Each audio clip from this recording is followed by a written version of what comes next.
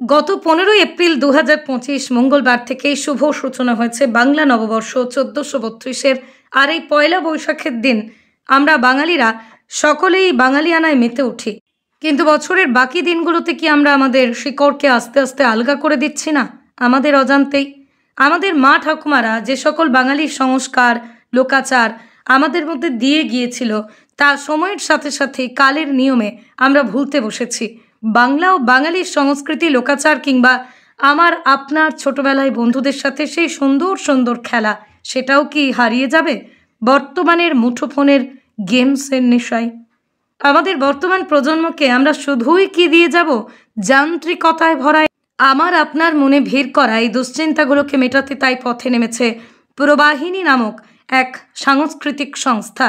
গ্রামীণ হাওড়ার বাউরিয়ার কাজীর চড়ার কিছু শুভবুদ্ধি সম্পন্ন সাংস্কৃতিক মনোভাবাপন্ন মানুষ তাই বাঙালিয়ানার শিকড় ধরে রাখতে বদ্ধপরিকর।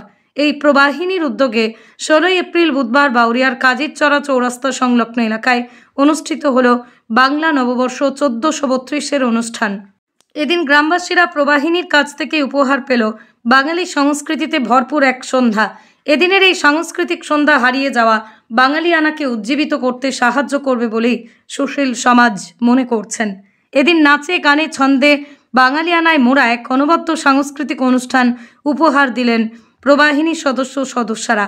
এদিন প্রবাহিনীর বাংলা নববর্ষ উদযাপন অনুষ্ঠানে অতিথি হিসেবে উপস্থিত ছিলেন ডক্টর নীলাভ্র দাস, উপস্থিত ছিলেন এক্স আর্মি তপন বারিক, উপস্থিত ছিলেন বিশিষ্ট শিক্ষক শুভঙ্কর পাল, উপস্থিত ছিলেন বিশিষ্ট আবৃত্তি শিক্ষক তাপস ব্যানার্জি, উপস্থিত ছিলেন ডান্স টিচার বনশ্রী পাখিরা, উপস্থিত ছিলেন প্রবাহিনীর অন্যতম সদস্য শুভঙ্কর মণ্ডল।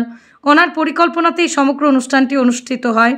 উপস্থিত ছিলেন প্রবাহিনীর অন্যতম সদস্যা প্রিয়া ঘরুই মণ্ডল, উপস্থিত ছিলেন মানসী যাসু, কাজল দাস, কবিতা মণ্ডল, সুপর্ণা মণ্ডল, সৌর্যাঙ্কা দাস, শ্রেয়া পণ্ডিত বোস, সমৃদ্ধি মণ্ডল সহ প্রবাহিনীর সকল সদস্যরা। প্রবাহিনী বেশ 5-6 বছর ধরে বাড়ির মধ্যেই হয়, আমরা এই 10-12 জন মিলে করি।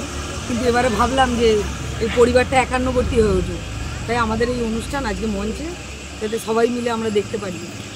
বাঙালি তো বাঙালিয়ানাটা হারিয়েই ফেলছে আস্তে আস্তে।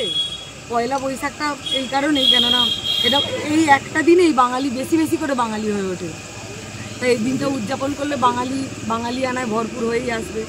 বেশ ভালো লাগবে অনুষ্ঠানটা।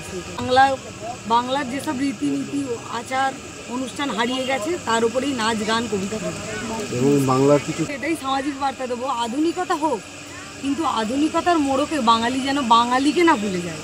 কেন আমরা তো এই বাংলা ভাষা, আমাদের এই আচার রীতিনীতির মাধ্যমেই সমাজের কাছে সমাদৃত হই। বিদেশেও বাঙালিকে মানুষ এইভাবেই চেনে, কিন্তু আজ হঠাৎ করে বাঙালি অবাঙালি মোড়কে ঢেকে ফেললে বাঙালিটা হারিয়ে যাবে না, আমাদের বাংলা সংস্কৃতিটা হারিয়ে যাবে, রবীন্দ্রনাথ হারিয়ে যাবে। আপনি দোলযাত্রা ছিল, দোলেতে বাড়িতে একটা মোটামুটি একটা অনুষ্ঠান করার পর কিছুজন চিন্তা ভাবনা করলো যে আমাদের অনুষ্ঠানকে সমাজের মাঝখানে আনা উচিত।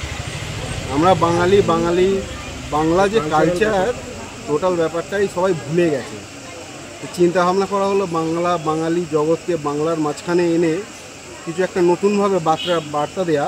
যেরকম ধরুন, আমরা প্রথমেই আমাদের যে দর্শক আছে তাদেরকে আমরা বরণ করে নিলাম, এবং আমরা যেভাবে করে আসছি গোটা বাংলার কিছু সংস্থা আছে, তারাও যেন আমাদের মতো বাঙালি কালচারটাকে ধরে তোলে।